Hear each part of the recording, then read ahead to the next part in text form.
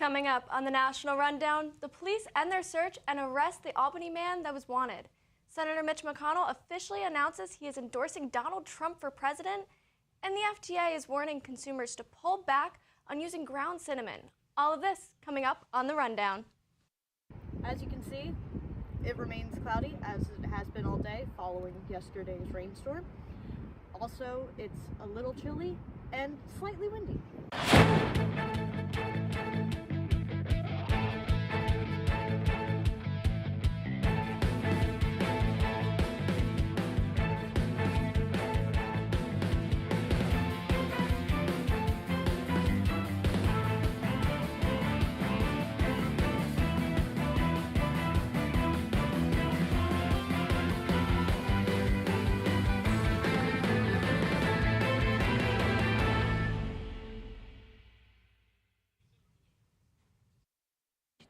Did you just look at your phone while you was in class? You played yourself. Talking about inspirational quotes. You gotta believe in yourself. Don't ever play yourself. The key is to make it, so make it. Louise, can you give me an example of an inspirational quote? Don't play yourself. The key is to make it. And who said that? I did. Now that's a major key alert. Learn the real major keys to getting to college at getschool.com.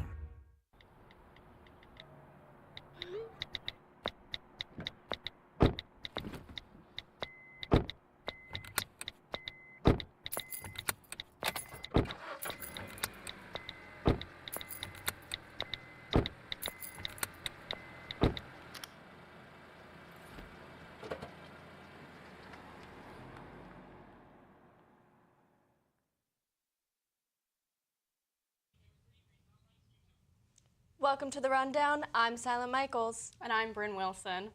An Albany man is arrested in New Jersey after a traffic stop on Saturday. New York State police saw a suspicious car stopped on Madison Avenue's travel lane near the New York State Museum. Police identified the driver as Navali Morris and said he didn't have a valid driver's license. He was also driving while impaired, and drugs were found inside the vehicle. Senate GOP leader Mitch McConnell announced Wednesday he will support Donald Trump for presidency. McConnell said, quote, "It should come as no surprise that as nominee, he will have my support."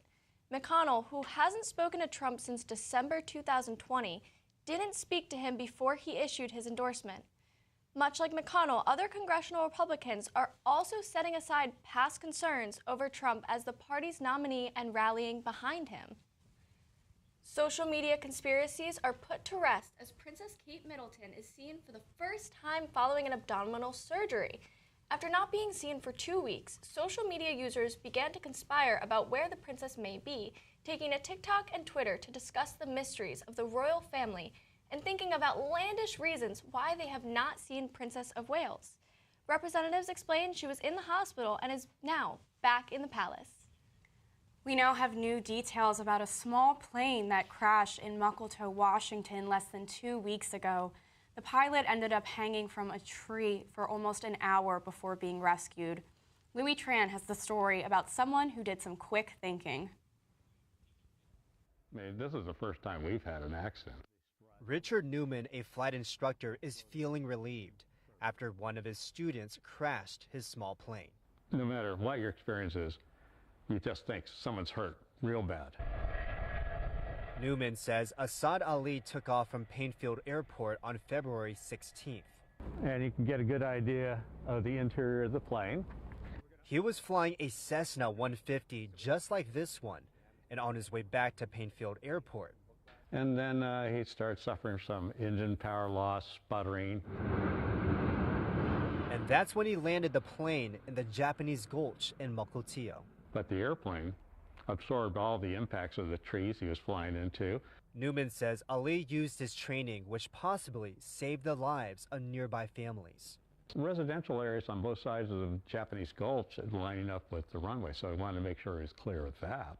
Newman says Ali was not injured, but the plane was a different story. Okay, this is the left elevator from our airplane that went into the woods and evidently hit one of the trees and was ripped off. But despite the damage, Newman is grateful his student is alive. he put it all together really nicely. I've bemoaned the loss of an airplane. I'm actually very proud of him.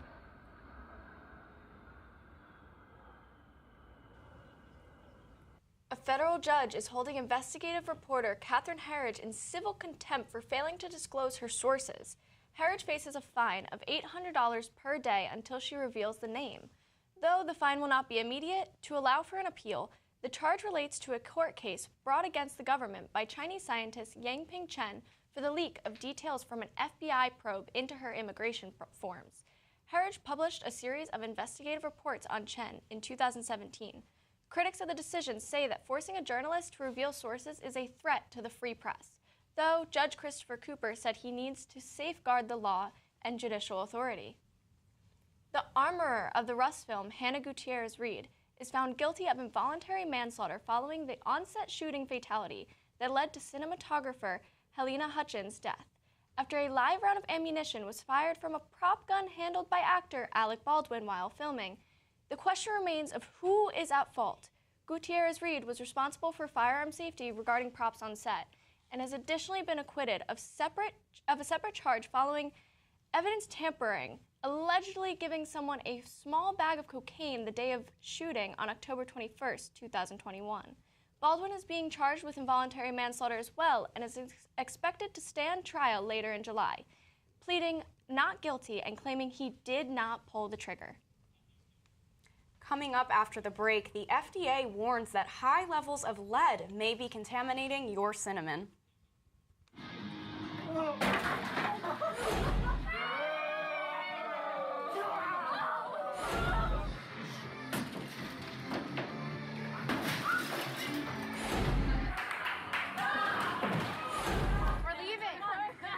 Most party fouls are pretty dumb. But if you decide to drink and drive underage, you could lose your license and your freedom. Underage drinking and driving. The ultimate party foul.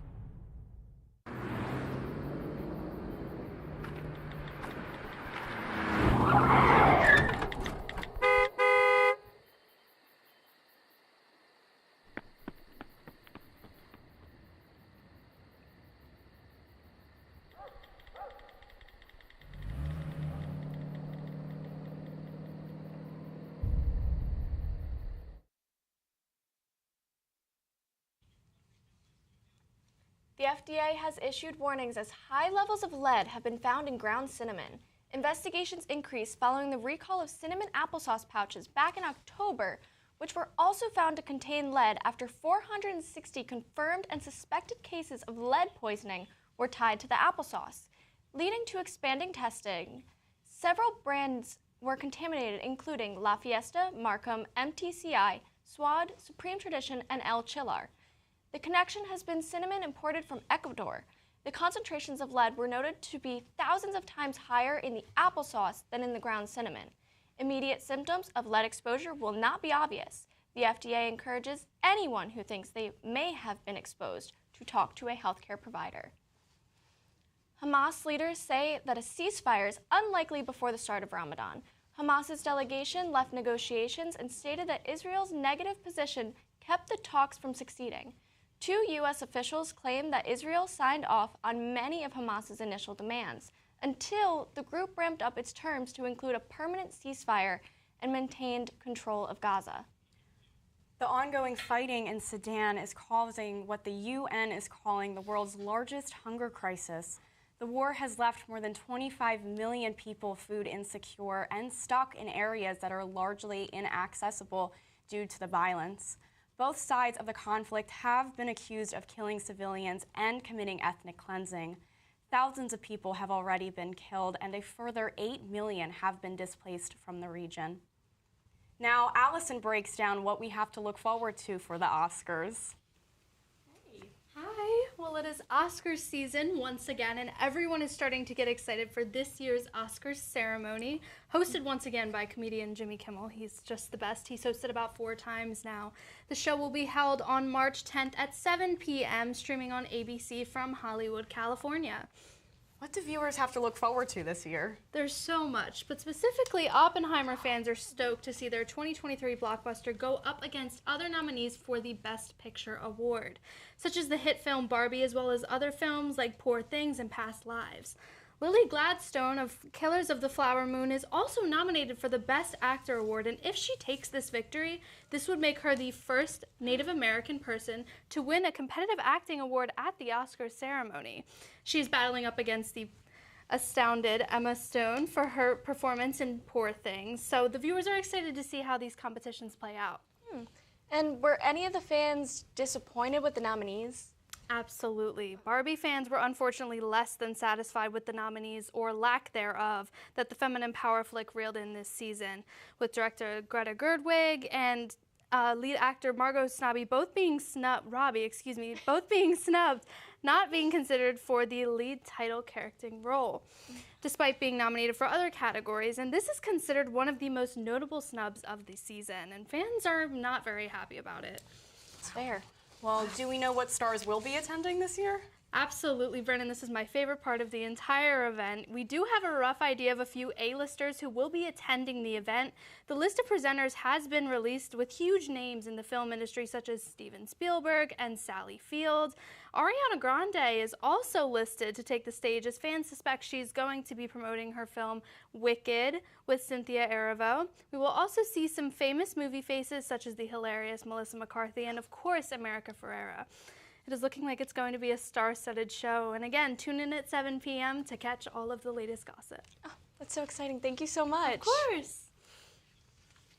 Florida is set to ban thousands of homeless people from setting up camp and sleeping on public property. Under a new bill that has been sent to Ron DeSantis, counties will have to seek approval for the state's Department of Children and Families to set up designated areas for the homeless to camp at for up to a year. The bill passed 27-12 in the state Senate late Tuesday. Apple is set to make major changes to the App Store in Europe. This comes days after European regulators fined Apple $2 billion for tampering with the music streaming market. iPhone users in Europe are able to download apps from outside sources that aren't on the App Store, meaning these outside sources have full management of microtransactions in these apps. Their goal is to incite more control towards security risks from these outside sources, all through a software update. A Texas mother was arrested after concocting a drink for her son to give to a school bully and sent him to the hospital. Jennifer Lynn Rossi, 45, reportedly mixed lemon juice, vinegar, salt, and Gatorade together in a sports bottle on Tuesday and told her son to give it to a classmate who had stolen his drink the day before at Legacy Traditional School. Shortly after the child consumed the drink, he reportedly began experiencing nausea and a headache and was taken to a hospital, sheriff officials say. Rossi was arrested and booked, where she was charged with injury to a child causing bodily harm to a child. The investigation into the incident is currently ongoing. Coming up, a 17-year-old boy was shot 9 times at a Philadelphia bus stop.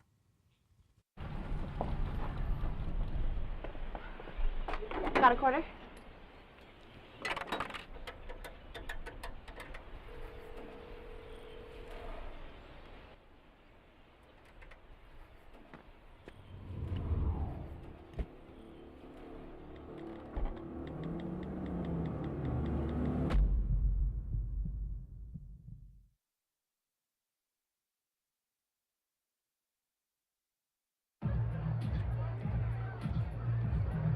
If you drive buzzed, it could cost you around $10,000.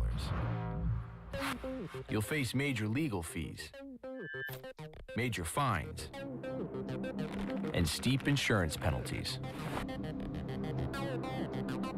You could lose everything. Buzzed, busted, and broke, because buzz driving is drunk driving. 8 teenagers are shot and injured, one in critical condition, following a shooting at a SEPTA bus stop in Philadelphia. The shooting is the 4th that has been linked to the SEPTA buses in Philadelphia. 3 hooded suspects stormed the bus stop from a parked car, firing at the teens. There is currently no known motive. The victims have since been hospitalized. Xcel Energy has acknowledged its facility's roles in the ongoing Smokehouse Creek wildfire in Texas.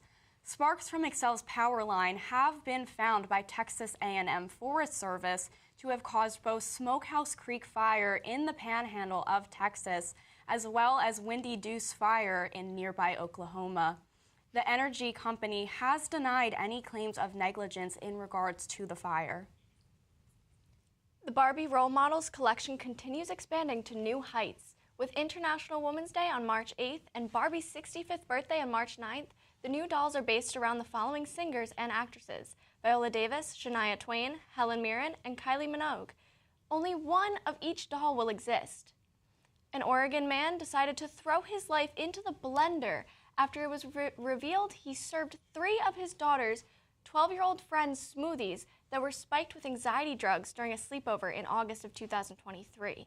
The girls were later hospitalized after ingesting the smoothies. The affidavit written by Lake Oswego police detectives did not state a motive for the man's actions. And now over to Jared with some breaking news on Eagles center Jason Kelce's retirement. Thank you, Bryn. This week, the sports world looked on as future Hall of Famer Jason Kelce formally announced his retirement from football on Monday. The Eagles offensive lineman held a press conference which left his family, the Eagles organization, and all of its fans in tears. After 13 seasons, Kelce became emotional as he talked about his time on the football field, as well as the special bond he has created with the city of Philadelphia. Kelce is a Super Bowl champion, has been selected for the Pro Bowl 7 times, as well as being selected for the first team All-Pro selection 6 times. In college basketball, regular season play is coming to an end, and March Madness will officially be underway when playoffs begin on March 19th. Currently, the top 4 seeds are Houston, UConn, Purdue, and Tennessee. NCAA correspondent Andy Katz has already begun making his predictions for the men's bracket, stating that one of these top teams will likely fall out of the bracket during the final regular season games. One team to watch is the Iowa Hawkeyes, set to play Illinois on March 10th. If Iowa wins, they can get into the Sweet 16. Moving on to Major League Baseball. Teams are duking it out down in Florida. Phillies right-handed pitcher Zach Wheeler has agreed to the largest contract extension in MLB history. He will receive $126 million over a 3-year period, with the deal set to begin in 2025. Wheeler pitched for the first time this preseason on Tuesday, and he revealed that he's been working on a new pitch. We'll have to wait and see if this new pitch makes it into his arsenal for the regular season. Back to the desk. After the break, we have Abigail with the weather.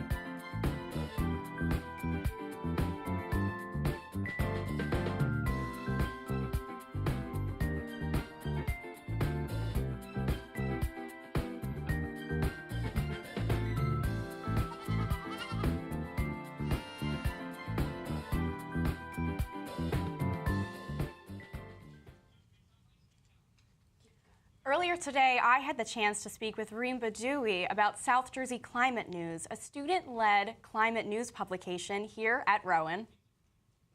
I am joined here today with a student reporter from Rowan University named Reem, and she works with South Jersey Climate News, so she's going to tell us a little bit about that.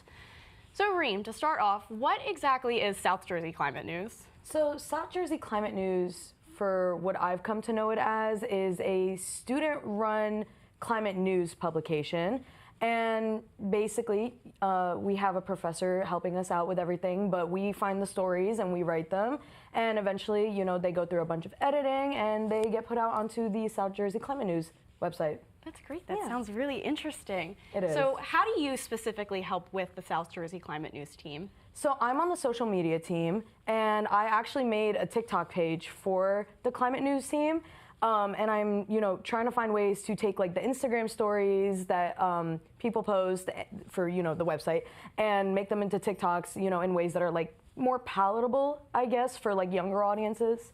Absolutely. Yeah. I love that. Tying in everybody. Yeah, I'm trying. So, in order to work for an organization that deals with environmental things, I'm sure that you have passions with the environmental movement. So what are some of those?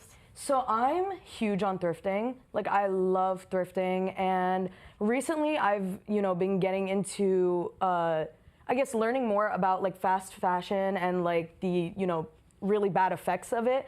And I'm trying my best to, thrift anything that I can find, try not to buy, places, certain websites. I don't know if I can say them out loud, but you know what I mean.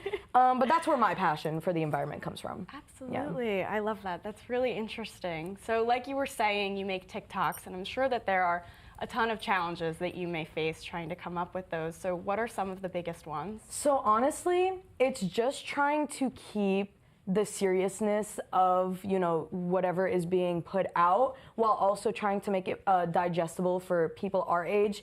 I'd never want to put out like a TikTok video about something that's really important and make it like seem unserious.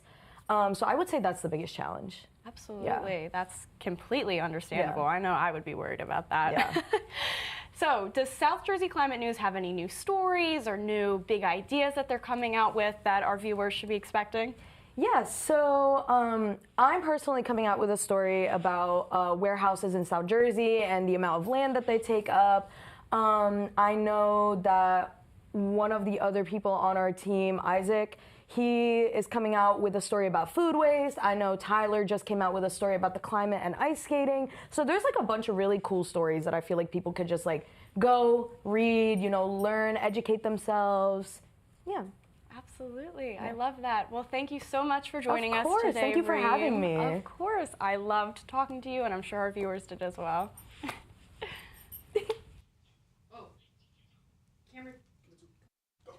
In a few short weeks, Starships will have their capabilities tested outside Earth's orbit.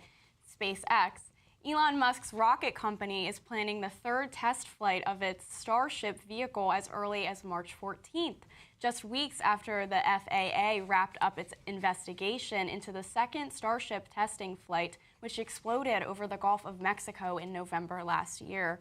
The third flight will follow a different profile than the first two in order to maximize public safety. Now, let's check in with Abigail Twyford to see what's going on with the weather this week. I'm Abigail Twyford, and here's the weather for the upcoming 5 days. Tonight we're seeing a high of 54 and a low of 42, and it will remain cloudy as it has all day. Tomorrow we'll be seeing a high of 55 and a low of 35, and it'll stay cloudy. Saturday we're seeing a high chance of rain with a high of 55 and a low of 36. Sunday it will still remain cloudy with also some wind with a high of 56 and a low of 35. Monday, remaining cloudy and windy with a high of 50 and a low of 31. And Tuesday, we are seeing a high of 58 and a low of 32. And we're finally breaking that streak of clouds and rain with some sun. So back to you at the desk. And as you can see here, the clouds were going strong all throughout the day, all over campus. And this is basically what we're going to be seeing all weekend, just clouds. But we finally do get a break from it on Tuesday. Oh, it's really cloudy. Yeah, clouds were really going strong all day today. But fortunately, no rain the way that there was yesterday. Yeah, so, I mean, at least the rain is done. Yesterday was absolutely disgusting out. Yeah, yesterday was pretty bad. Yeah, glad it's over. Ready for some warmer weather? Absolutely. Yeah, absolutely. Yeah. Although I'm not excited about losing an hour of sleep. Losing an hour not of sleep. excited. Not for me. Anyways, that wraps up tonight's newscast. Thank you for joining us. Good night.